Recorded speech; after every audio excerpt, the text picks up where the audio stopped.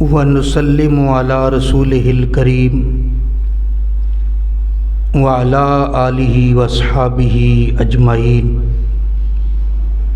اما بعد فاعوذ باللہ من الشیطان الرجیم، بسم اللہ الرحمن الرحیم۔ ما آتاکم الرسول فخذوہ وما نہاکم عنہ فانتہوا، صدق اللہ مولانا العظیم۔ وبلغنا رسولہ النبی الامین الکریم، ونحن علی ذالک لمن الشاہدین والشاکرین، والحمد للہ رب العالمین۔ بڑی محبت سے درود و سلام صلی اللہ علیہ وآلہ وصحبہ وبارک وسلم۔ الصلاۃ والسلام علیک یا سیدی یا رسول اللہ، وعلی آلک واصحابک یا سیدی یا حبیب اللہ۔ الصلاۃ والسلام علیک یا شفیع المذنبین، وعلی آلک واصحابک یا رحمۃ للعالمین۔ گرامی قدر معزز سامعین اور حاضرین حضرات،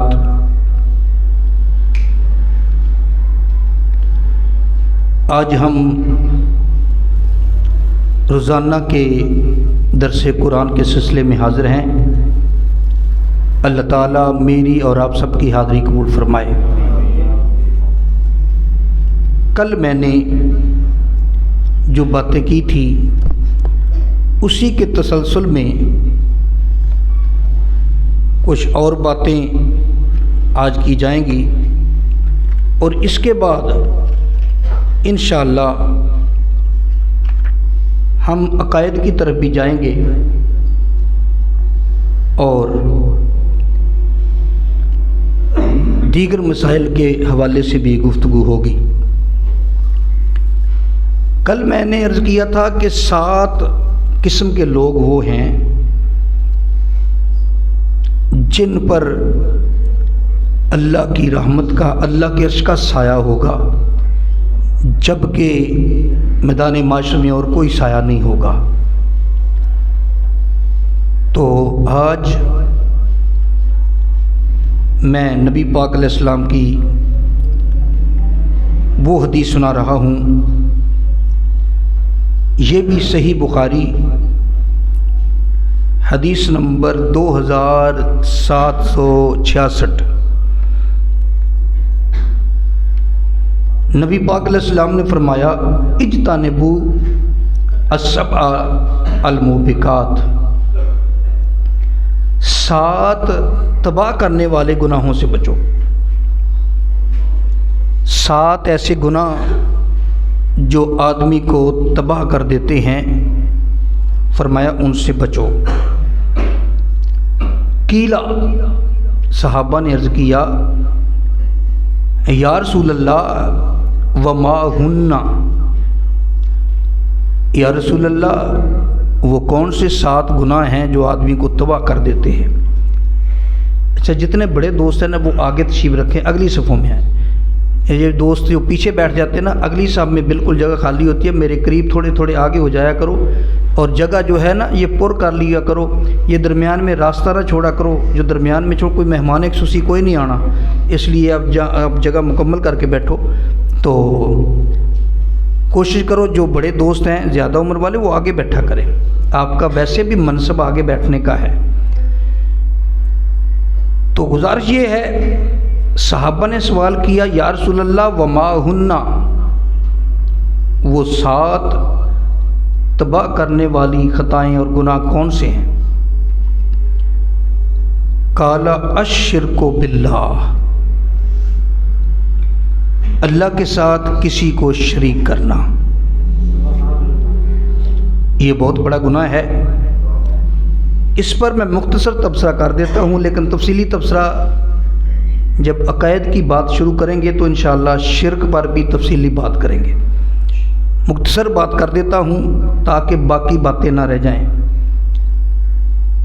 فرمایا الشرک باللہ، اللہ کے ساتھ کسی کو شریک کرنا، یہ وہ کام ہے جو آدمی کو تباہ کر دیتا ہے،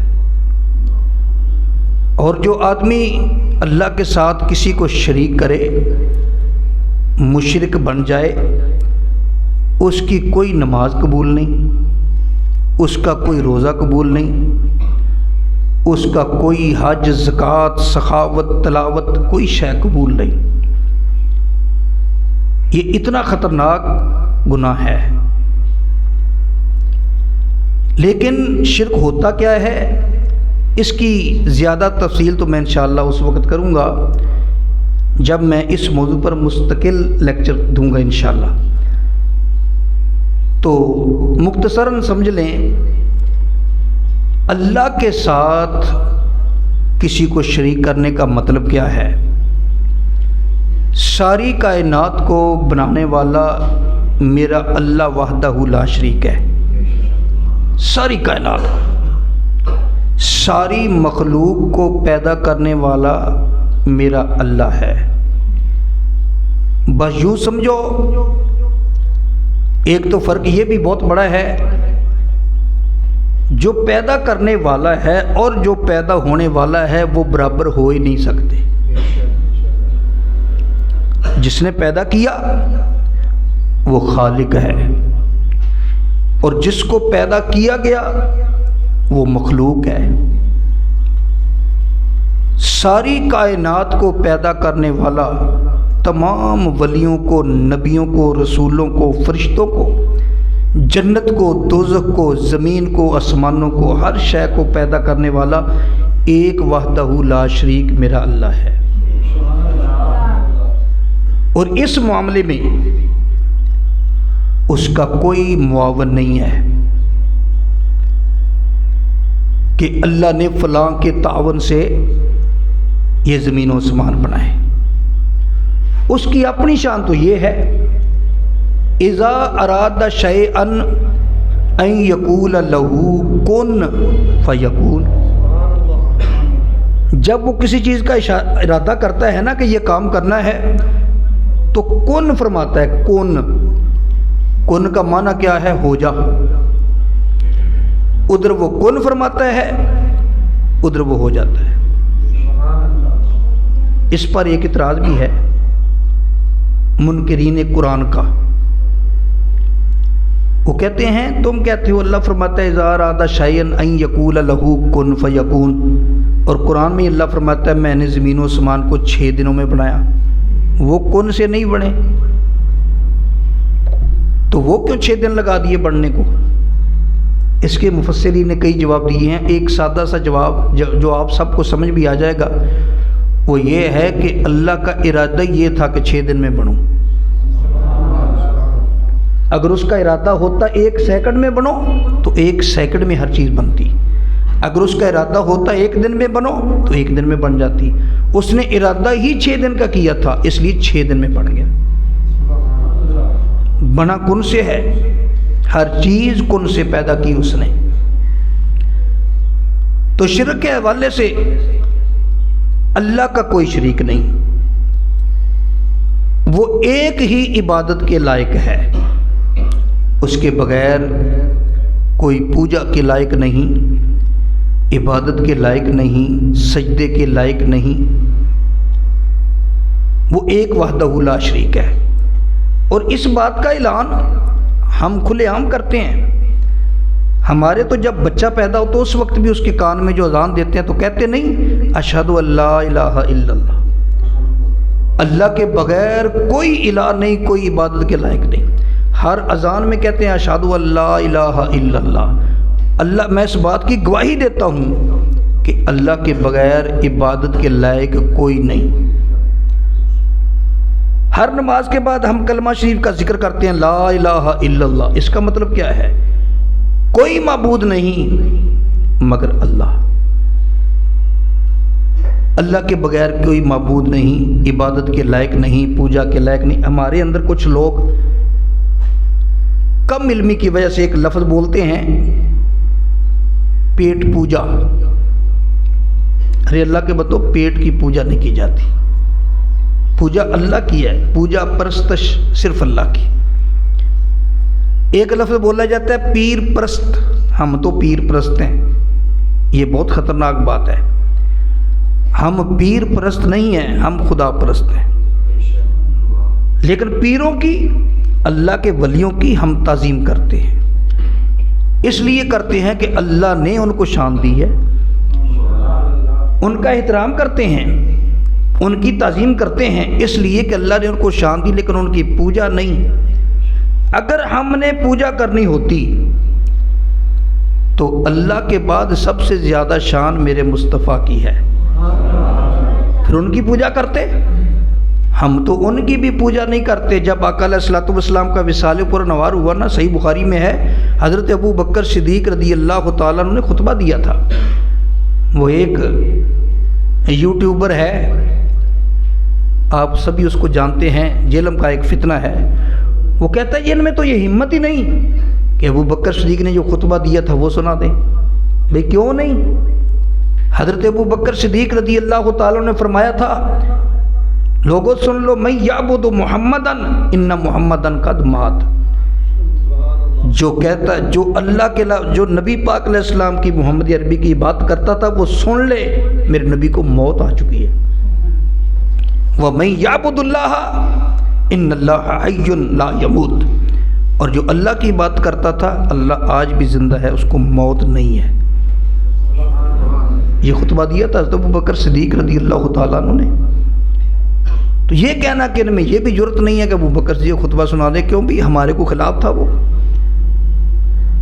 تو عبادت اللہ کی، ذات میں صفات میں کسی کو اللہ کے برابر سمجھنا یہ شرک ہے۔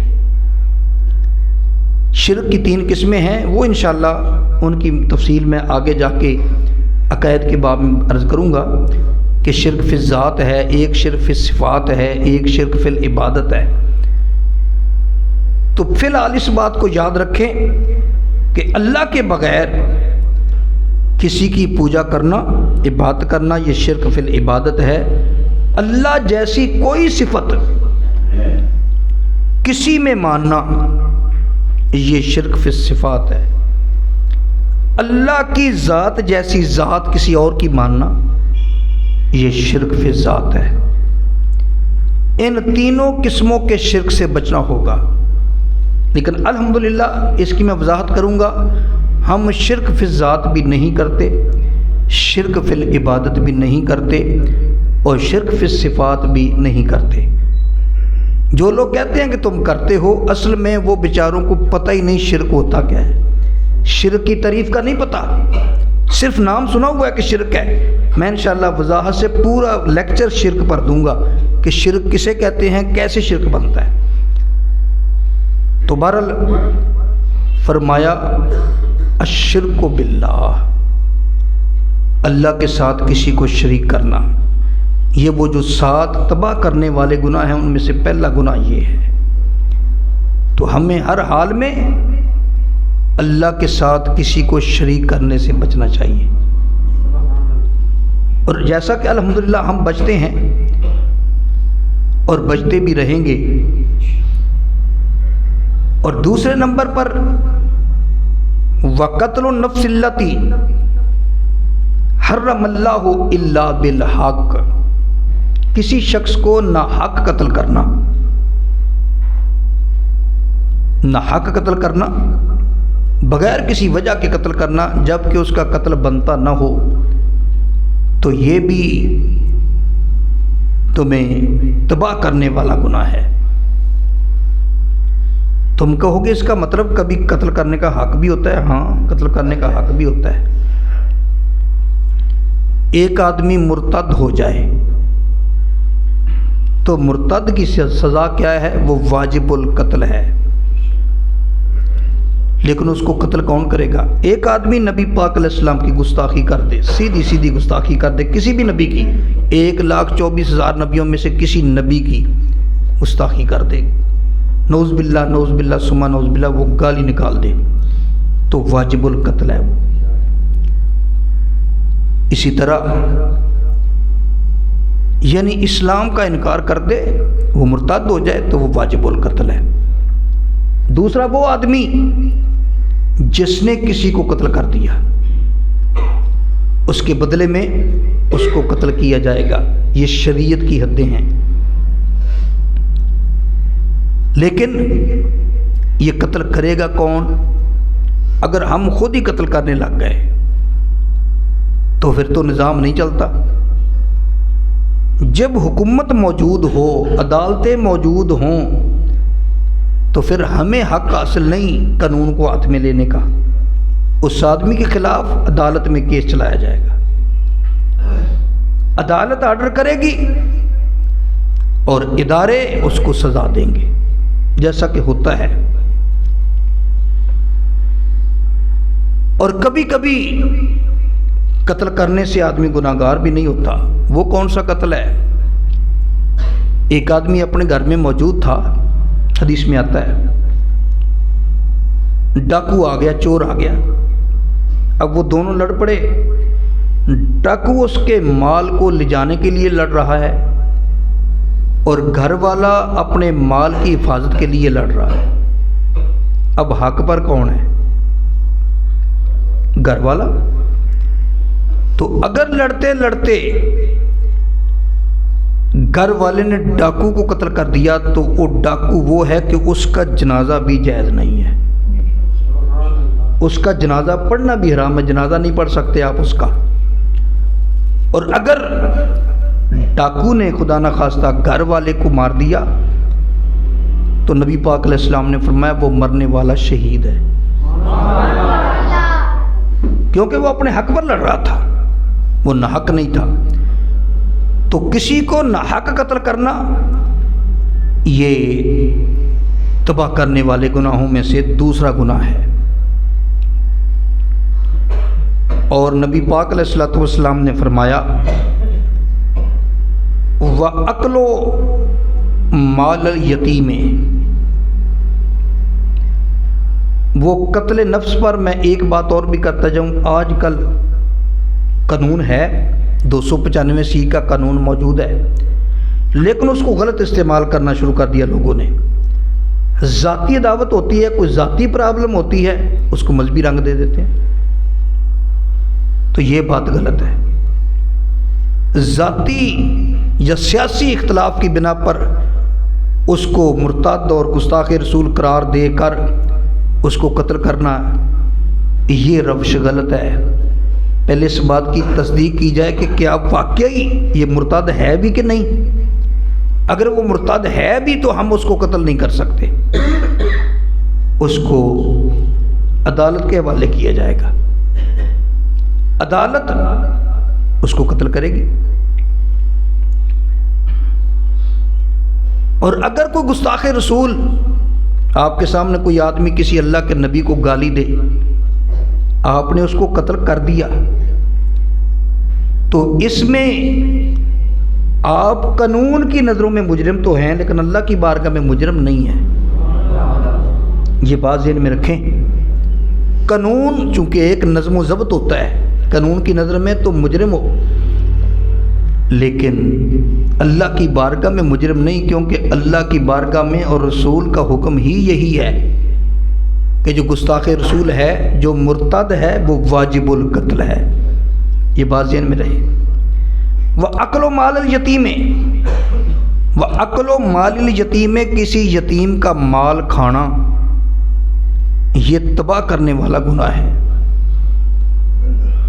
حدیثوں میں آتا ہے جس گھر میں یتیم پل رہا ہو اس کو تمام سہولیات میسر ہوں، اس گھر کا فرشتے بھی طواف کرتے ہیں. لیکن جو آدمی یتیم کا مال کھائے وہ بہت بڑا مجرم ہے. آپ کہیں گے کوئی بھی نہیں کھاتا، میں کہتا ہوں آپ کھاتے ہیں. ہم سب مجرم ہیں اس مسئلے میں. مثال کے طور پر ایک گورنمنٹ کی طرف سے سہولت ملی تھی، بے نظیر انکم سپورٹ کارڈ بنے تھے، اس میں بھی زیادتیاں ہیں. یہ بات میں اس لیے بلا جھجک کر دیتا ہوں، مجھے کسی کو کوئی ٹینشن نہیں ہے، بات کرتے ہوئے میں جھجکتا نہیں، بات سیدھی کرتا ہوں، نہ کسی ایم پی اے کی، نہ کسی ایم این اے کی، نہ کسی چودھری کی. یہ جو بے نظیر انکم سپورٹ کارڈ چل رہے ہیں تمہارے، ان کو چیک کرو، یہ کیا سبھی حقدار ہیں اس کے جو لے رہے ہیں؟ یہاں پارٹی بازی چلی، یہاں سیاست چلی، کئی لوگ ایسے تھے وہ حقدار نہیں تھے، ان کے کارڈ بنے ہوئے ہیں، ان کو امداد مل رہی ہے، اور کئی بیچارے ایسے ہیں صبح کھانا پکتا ہے شام کو نہیں پکتا لیکن ان کے کارڈ نہیں بنے۔ کیوں نہیں بنے؟ کہ جی یہ ہماری پارٹی کا نہیں تھا، اس نے ہمیں ووٹ نہیں دیا اس لیے کارڈ نہیں بنا اس کا۔ تو کیا جس کو لگتا ہی نہیں وہ یتیموں کا مال نہیں کھا رہا؟ وہ کس طرح پاک صاف رہ جائے گا؟ جس کو لگتا ہی نہیں وہ کھا رہا ہے، اور جس کو لگتا ہے اس کو مل نہیں رہا۔ اور یہ قصور حکومت کا نہیں ہے، یہ ہمارا قصور ہے۔ جن لوگوں نے ان کے کارڈ ایشو کروائے، جس نے بھی کروائے، اس کو پتا تھا کہ اس کو یہ پیسے نہیں لگتے، زکوٰۃ وغیرہ کے پیسے اس کو نہیں لگتے، یہ حق ہے یتیموں کا، بیواؤں کا، بے وارثوں کا، غریبوں کا، لیکن جان بوجھ کر اس کا کارڈ بنوا دیا جس نے، وہ مجرم ہوگا۔ وہ یتیم کا مال کھانے میں مجرم ہے، اور جس نے بنوا کے دیا وہ کھلانے میں مجرم ہے۔ اس لیے بات کرنے کا مطلب یہ ہے، تم میں سے جس کا یا تمہارے کسی عزیز رشتہ دار کا انکم سپورٹ کارڈ بنا ہوا ہے اور وہ پیسے لے رہا ہے، لیکن آپ جانتے ہیں کہ اس کے حالات بہتر ہیں، تو اس کو مشورہ دو، اس کو سمجھاؤ کہ بھئی تیرا حق نہیں بنتا، تو نہ لے، اس کو روکو۔ یہ ساری ڈیوٹیاں مولویوں کی نہیں ہیں۔ میرے آقا نے تو فرمایا تھا بلغوا انی ولو آیتن، اگر مجھ سے ایک آیت بھی سنتے ہو نا وہ آگے پہنچا دیا کرو۔ اب آپ جو کچھ سنتے ہیں نا یہ آپ نے آگے پہنچانا ہے۔ جب جہاں لوگ اکٹھے ہوتے ہیں نا اور تبصرے آپ کرتے ہیں، سیاسی گفتگو کرتے ہیں، وہاں یہ بات بھی کیا کرو کہ میرے نبی نے یہ بھی فرمایا، میرے نبی نے یہ بھی فرمایا، میرے نبی نے یہ بھی فرمایا کہ اکل و مال الیتیم، مال جو یتیم کا کھانا یہ ایسا گناہ ہے جو تمہیں تباہ کر کے رکھ دے گا۔ اور ہم نے دیکھا جو لوگ یتیموں کا حق کھاتے ہیں، آخرت میں تو انہوں نے تباہ ہونا ہی ہے، قبر میں تو سزا ملنی ہے، اس دنیا میں ہی ان کو ذلت ملتی ہے۔ اس لیے بچنا چاہیے، لقمہ حلال کھانا چاہیے۔ نبی پاک علیہ السلام نے فرمایا ایک آدمی لمبا سفر کر کے آیا، مکہ شریف میں سفر لمبا کر کے آیا، کعبہ شریف کے سامنے کھڑا ہو جاتا ہے، یا رب یا رب یا رب، بڑا رو رو کے دعائیں مانگتا ہے۔ میرے آقا علیہ السلام نے فرمایا اس کا کھانا پینا حرام ہے، اب اللہ اس کی دعا کیسے قبول کرے گا جب کھانا پینا ہی حرام ہے؟ اور ایک اور بھی ہم کام کرتے ہیں، نہ جانے میں بھی ہم یتیموں کا حق کھاتے ہیں۔ وہ کیا ہے؟ ابھی گندم کی فصل لگی ہوئی ہے، جب یہ کاٹنی ہے نا ہم نے، جس زمیندار کو اللہ نے زمین دی ہے اور اس نے فصل لگائی ہے، اس فصل میں 20واں حصہ یتیم مسکین اور بیوہ کا ہے۔ 20واں حصہ یتیم مسکین بیوہ دینی مدارس کا ہے، لیکن آپ نکالتے نہیں، پھر کہتے ہیں ہمارا اتنا نقصان ہو گیا جی، کھاد بھی بہت ڈالا تھا، فصل اچھی نہیں ہوئی، اس کو سنڈی لگ گئی، یہ ہو گیا وہ ہو گیا۔ کبھی یہ بھی سوچا کہ آپ نے کبھی عشر دیا ہے؟ اور عشر دینا اسی طرح فرض ہے تم پر جس طرح نماز فرض ہے، عشر دینا اسی طرح لازم ہے جس طرح زندگی میں اگر طاقت ہو تو ایک مرتبہ حج فرض ہے۔ ہر ایک آدمی پر عشر تو نہیں نا، عشر کس پر ہے؟ جس کو اللہ نے زمین دی ہے، وہ فصل بیجتا ہے، اس میں سے 20واں حصہ جو چونکہ ہمارے علاقے میں قیمتاً پانی لگتا ہے، ہم معاملہ بھی دیتے ہیں، تو عشر بنتا ہے 20واں حصہ۔ اور وہ علاقے جہاں قیمتاً پانی نہیں لگتا، بارش کے پانی سے جو فصلیں ہوتی ہیں، انہوں نے 10واں حصہ عشر دینا ہے۔ اور ذرا سوچو اگر ہم سب عشر نکالیں، اپنی فصل کا عشر نکالیں، تو کم از کم ہمارے اپنے گاؤں میں کئی غریب ایسے بھی ہیں جن کی پورے سال کے گندم صرف 5 من لگتی ہے، کسی کی 10 من لگتی ہے، کسی کی 5 من لگتی ہے، کسی کی 4 من لگتی ہے۔ تو اگر ہم سبھی عشر نکال لیں، چلو جو زیادہ ہی جن کی لگتی ہے اور وہ غریب ہیں ان کی بات تو نہیں کرتا، یہ جو چھوٹے چھوٹے غریب ہیں ان کا تو گزارا ہو سکتا ہے کہ نہیں؟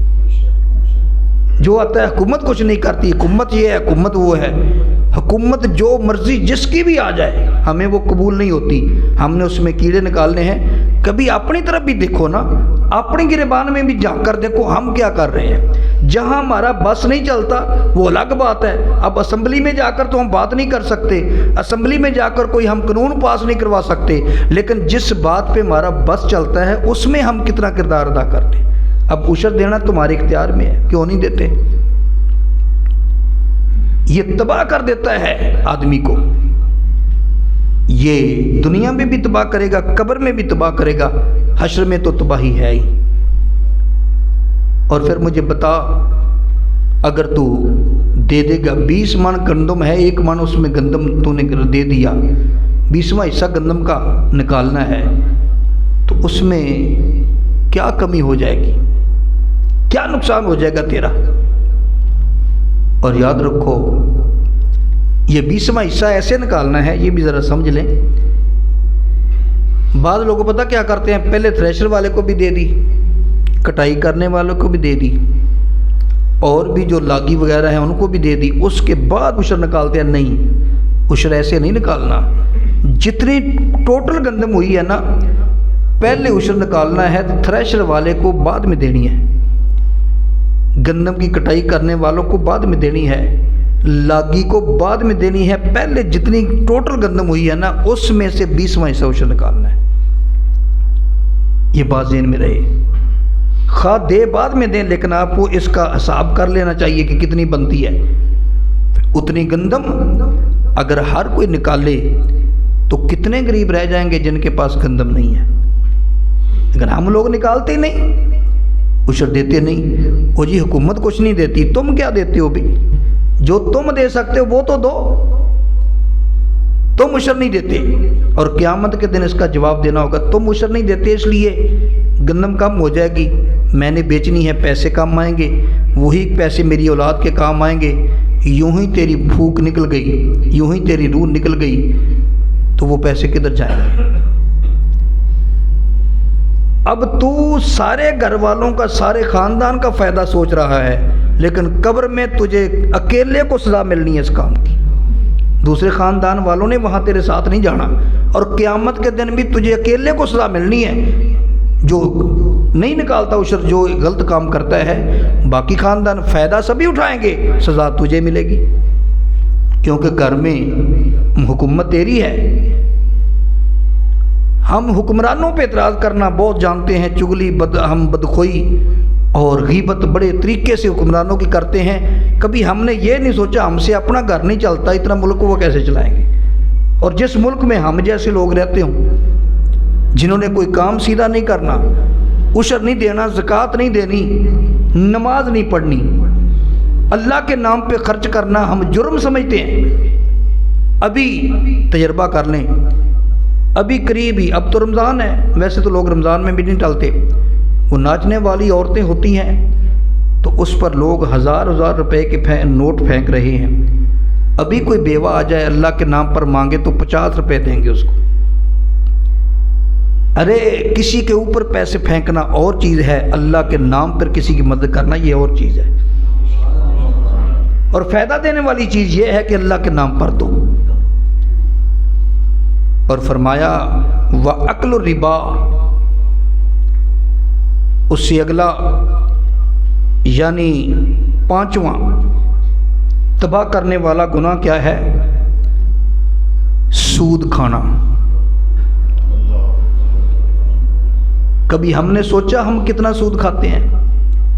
ہر آدمی یہ سمجھتا ہے میں تو حق حلال کھاتا ہوں، لیکن آپ نے کبھی سوچا نہیں ہم سود کتنا کھا جاتے ہیں، اور ڈکار بھی نہیں مارتے، سود کھاتے ہیں۔ اور سود بھی اسی طرح حرام ہے جیسے سور حرام ہے، صرف دال اور رے کا فرق ہے، جیسے سور حرام ہے اسی طرح سود بھی حرام ہے۔ سود سے تم نفرت کرو اور سود خوش ہو کے کھاؤ۔ کہتے ہیں لو جی بینک نے دیا، وہ بینک دے تو فی الحال ہو گیا۔ جب نبی پاک علیہ السلام فرماتے ہیں کہ یہ تباہ کرنے والا گناہ ہے، اور اللہ فرماتا ہے لا تقربوا کے ربا کے پاس بھی نہ جاؤ، نہ کھاؤ ربا، نہ کھاؤ سود۔ بینک دے تب بھی حرام ہے، کوئی اور کمپنی دے تب بھی حرام ہے، بیمہ کمپنی والے دیں تب بھی حرام ہے۔ یہ بات ذہن میں رکھیں۔ یہ جو کمپنی ہے نا بیمہ، اسٹیٹ لائف انشورنس، بڑے بڑے نمازی حاجی عمرہ ہر سال کرتے ہیں اور انشورنس کرائی ہوئی ہے۔ ان سے اگر کہو بھئی یہ تم نے کیوں کر، کہتے ہیں جی میں نے کئی مرتبہ ان بیمہ کمپنی والوں سے، ان کے اہلکاروں سے بات کی، وہ ادھر ادھر کی باتیں مارتے ہیں، وہ تمہیں اپنے چنگل میں پھنسا لیتے ہیں۔ بس آپ کو یہ پتہ چلتا ہے کہ میں نے 20 لاکھ جمع کروانا ہے تو 40 لاکھ مل جائے گا، بس یہ آپ کو نظر آتا ہے۔ یہ نہیں نظر آتا کہ یہ 40 لاکھ کیوں ملے گا، دیا تو 20 لاکھ تھا، 40 لاکھ کہاں سے آیا، کیوں پڑا 40 لاکھ؟ اگر تم کہیں ہمیں پتہ نہیں، وہ رقم تم بعد میں دیتے ہو، تمہیں پہلے بتایا جاتا ہے۔ لا علمی بھی نہیں ہے اور سود کھاتے ہیں ہم۔ وہ ایک ساتھی تھا جہاں میں جم پڑھاتا ہوں نا غلام محمد آباد میں، تو وہ ایک کاروباری دوست تھا، تو اس کو ایک بیمے والا بڑا پریشان کر رہا تھا، اس کو مجبور کر رہا تھا جی وہ بیمہ کرواؤ بیمہ کرواؤ بیمہ کرواؤ۔ تو وہ لے کر میرے پاس کہنے لگا جی جمعے کے دن آنا، ہمارے مولوی صاحب جو ہوتے ہیں نا ان سے بات کرنا، اگر وہ مان جائیں تو 150 بندہ میں تمہیں دوں گا اور اپنے ساتھی۔ وہ بڑا خوش ہوا کہ 150 بندہ مجھے مل جائے، ان کو تو ایک آدمی مل جائے تو ان کی دیہڑی بن جاتی ہے، تو 150 مل جائے تو ساری زندگی ان کی وہ تنخواہ چلتی رہتی ہے، وہ جو نکلتا ہے اس میں سے ان کا منافع، ان کا شیئر وہ نکلتا رہتا ہے پھر۔ تو یہ تو بھاگ کر جاتے ہیں، پوری دیہڑی کتنا تیل خرچ کر لیتے ہیں۔ تو جمعے کے دن وہ آیا، مجھے کہنے لگا، میں نے کہا جی مجھے سمجھاؤ تم کیا کرتے ہو بیمے میں؟ تو اس نے کہا جی بات یہ ہے کہ ہم بیمہ کرتے ہیں، مخلوق خدا کی خدمت کرتے ہیں، یہ ممبر رسول پہ بیٹھا ہوں، جھوٹ بولنے کی عادت نہیں ہے۔ تو کہنے لگا جی ہم مخلوق خدا کی خدمت کرتے ہیں۔ میں نے کہا کیسے؟ کہنے لگا دیکھو اگر آپ اچانک مر جائیں تو آپ کی اولاد کہاں سے کھائے گی؟ اگر آپ کا بیمہ ہوا ہوگا تو ہم آپ کی اولاد کو پیسے دے دیں گے۔ میں نے کہا تیری پہلی بات ہی غلط ہے، پہلی بات ہی غلط، اور اتنی غلط ہے تو سوچ نہیں سکتا۔ اس لیے کہ ہمیں پتہ ہے، ہمارا عقیدہ تو یہ ہے جس اللہ نے پیدا کیا ہے اس نے ساتھ رزق بھی لکھا ہے۔ میری بات سمجھو، جس اللہ نے پیدا کیا ہے نا، جس نے ہماری اولاد پیدا کی، ہمیں پیدا کیا، اس نے ہمارا رزق لکھا ہوا ہے، اور ہم جتنی مرضی اس کی نافرمانی بھی کر لیں وہ رزق نہیں روکتا۔ یہ اتنا رحمان و رحیم ہے، وہ رزق نہیں روکتا۔ یہ تو ہماری بدقسمتی ہے کہ ہم اس کے احکامات پہ عمل نہیں کرتے، ورنہ حتیٰ کہ جو کافر ہیں، جو اس کو مانتے نہیں، کہتے اللہ ہے ہی نہیں، اللہ رزق ان کو بھی دے رہا ہے۔ تو میں نے کہا تیری پہلی بات ہی غلط ہے، تو بیمہ بعد میں کرے گا، پہلے آدمی کا عقیدہ اللہ سے اٹھائے گا۔ اچھا تو کتنا دے گا؟ 20 لاکھ کی پالیسی تھی، تو نے 40 لاکھ دے دیا، اولاد کو 40 لاکھ مل گیا، کتنے سال نکلیں گے اس کے ساتھ؟ تیرے 40 لاکھ کے بعد جب وہ ختم ہو جائے گا پھر وہ بیچارے کہاں سے کھائیں گے؟ اس لیے مت اس بات کی فکر کرو، اپنی فکر کرو، آخرت کی فکر کرو۔ ہاں نیک کمائی کر کے اولاد کا پیٹ پالو، یہ تمہارے ذمے ہے، بیوی کا خرچہ، اولاد کا خرچہ، ان کے علاج کا خرچہ، ان کی خوراک کا خرچہ تمہارے ذمے ہے، لیکن تم کہاں سے دیتے ہو؟ تمہیں بھی تو اللہ ہی دیتا ہے۔ رازق اللہ ہے، واللہ خیر الرازقین، رازق اللہ ہے، اس نے سبب بنائے ہیں کہ ان ذریعوں سے کھاؤ، دوسرے لفظوں میں سادہ سی بات یوں کر دوں، اللہ نے جو رزق تمہاری قسمت میں لکھا ہے نا وہ مل کے رہے گا، وہ تمہاری مرضی، وہ حرام کر کے کھا لو، وہ حلال کر کے کھا لو، یہ تمہاری مرضی ہے۔ اس سے آگے میں اور کچھ نہیں کہہ سکتا کہ جو رزق اس نے لکھا ہے اتنا ہی ملے گا، اس سے زیادہ بھی نہیں مل سکتا، تم جتنی مرضی کوشش کر لو، اس سے کم بھی نہیں مل سکتا، خواہ تم اللہ کے نافرمان بھی کیوں نہیں ہو۔ نہیں، اللہ کو، اللہ کی یہ شان ہے کہ کوئی اس کو مانے یا نہ مانے لیکن رزق سب کو دیتا ہے، وہ رازق ہے۔ بندوں کے اختیار میں اس نے رزق اسی لیے نہیں دیا، آج ایک آدمی ناراض ہو گیا تو کل تم نے کہنا اس کو تو رزق نہیں دینا، اس نے میری بات نہیں مانی تھی، اس کو بھی نہیں دینا، اس نے مجھے شادی پر نہیں بلایا تھا، اس کو بھی نہیں دینا۔ تو اس لیے یہ اللہ نے بندوں کے اختیار میں رکھا ہی نہیں، اپنے اختیار میں رکھا ہے۔ فرمایا واللہ خیر الرازقین، اللہ بہترین رزق دینے والا ہے۔ اس کے ساتھ بڑی تفصیلی گفتگو ہوئی، رزلٹ یہ نکلا کہ وہ ناکام ہو کے واپس چلا گیا اور کہنے لگا جی بات سیدھی ہے، تم نے کروانا ہے بیمہ کرواؤ، نہیں کروانا نہ کرواؤ، میں مولوی صاحب کو مطمئن نہیں کر سکتا۔ اس نے کہا اگر تو اس کو مطمئن نہیں کر سکتا تو میں بھی نہیں کروا سکتا بیمہ۔ تو بات کرنے کا مطلب یہ ہمارا فرض ہے آپ کو بتانا، یہ بیمے والے اتنے فتوے اکٹھے کیے پھرتے ہیں، یہ فلاں کا فتویٰ ہے، یہ فلاں کا فتویٰ ہے، یہ فلاں کا فتویٰ ہے، وہ بھی لے کر آئے تھے ایک بڑی فائل فتووں کی۔ میں نے کہا جو تمہاری شرائط ہیں، جو تمہارے قانون و ضوابط ہیں، یہ جتنے فتوے ہیں ان میں سے ایک فتوے سے مجھے وہ سارے جزیات نکال کے دکھاؤ، پھر بتاؤ مفتی صاحب نے جواب کیا لکھا ہے۔ سوال کچھ کرتے ہو اور ادھر بیمے میں کچھ کرتے ہو، یعنی جواز کے لیے سوال بدل لیتے ہیں ادھر فتویٰ لینے کے لیے، اور مفتی بھی ایسی ہیں جن کو نہیں پتہ وہ لکھ دیتے ہیں جی ٹھیک ہے جی، لیکن یاد رکھو ایسے نہیں ہے۔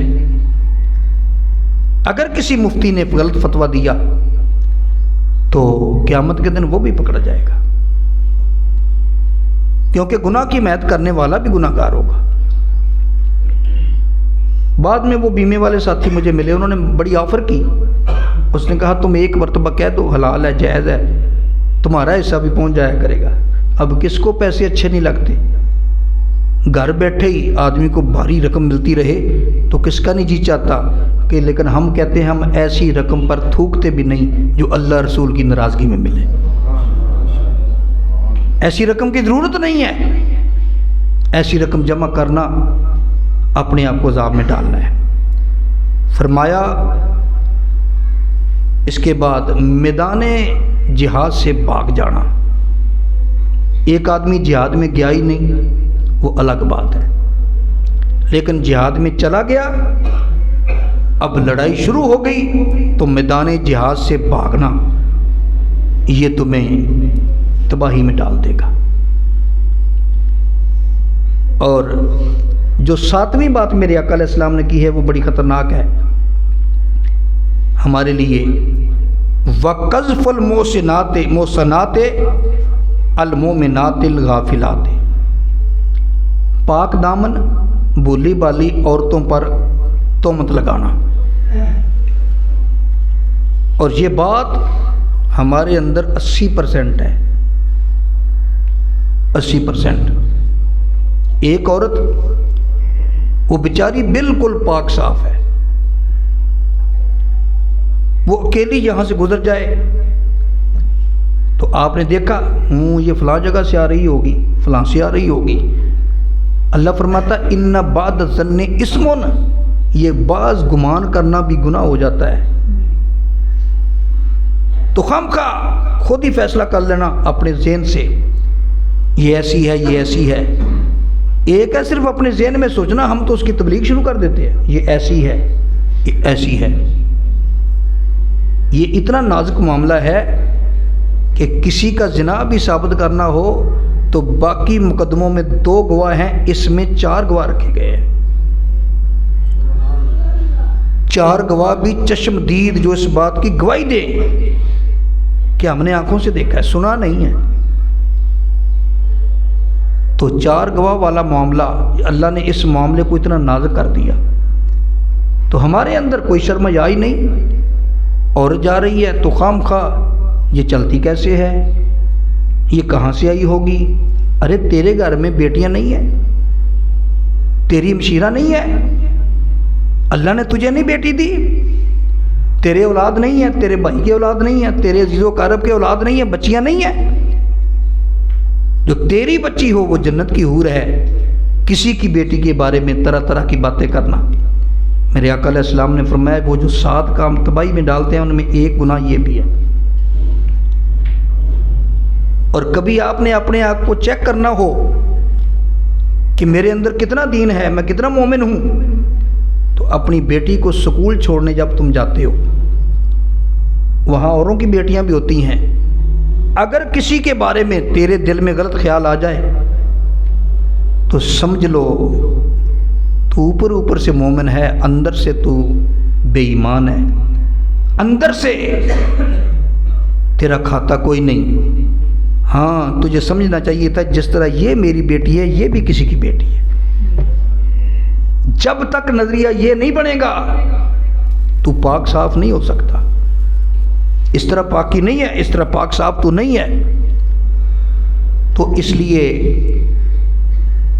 کسی پر جھوٹی تہمت لگانے سے قرآن میں بھی متعدد آیات ہیں، سختی سے منع کیا گیا ہے۔ اور اگر کسی کے بارے میں تمہارے ذہن میں ایسی بات پیدا بھی ہو جائے کہ وہ ایسا ہے یا وہ عورت ایسی ہے، تو زبان مت کھولیے، اپنے پاس رکھیے، اس کی تبلیغ نہ کرنی شروع کر دیں، ورنہ اگر قاضی کا نظام ہوتا تو حد قذف لگتی ہے، کوڑے لگتے ہیں ایسے آدمی پر۔ لیکن ہمارے ہاں سوشل میڈیا پر آپ دیکھ رہے ہیں کہ انٹرنیشنل طور پہ ایک دوسرے پہ الزام لگتے ہیں، بیٹیوں کی عزتیں اچھالی جا رہی ہیں، ماؤں بہنوں کی عزتوں کو اچھالا جا رہا ہے، کوئی پوچھنے والا نہیں ہے۔ اگر حکومت کے خلاف کوئی بول دے تو حکومت کی مشینری گردش میں آتی ہے، لیکن کسی کی ماں، کسی کی بہن، کسی کی بیٹی کی عزت کو اچھالا جائے تو اس وقت تمہارے کان پہ جوں نہیں رینگتی۔ وہ کیوں؟ حد قذف لگنی چاہیے ایسے آدمی پر، خواہ وہ سوشل میڈیا پر جا کر کسی پر تہمت لگائے یا عام طور پہ کسی پر جھوٹی تہمت لگائے، کسی گاؤں میں، ایک شہر میں، ملک میں، جہاں بھی لگائے اس پہ حد قذف لگنی چاہیے، کوڑے لگنے چاہیے اس کو۔ لیکن لگائے کون؟ بات تو یہ ہے لگائے کون؟ اگر جنہوں نے لگانے ہیں وہ خود ہی مجرم ہوئے تو پھر کیا بنے گا؟ اس لیے ہمیں ان باتوں سے احتیاط کرنا ہوگی۔ آج میں نے آپ کو 7 وہ گناہ بتائے جو تمہیں تباہی میں ڈال سکتے ہیں۔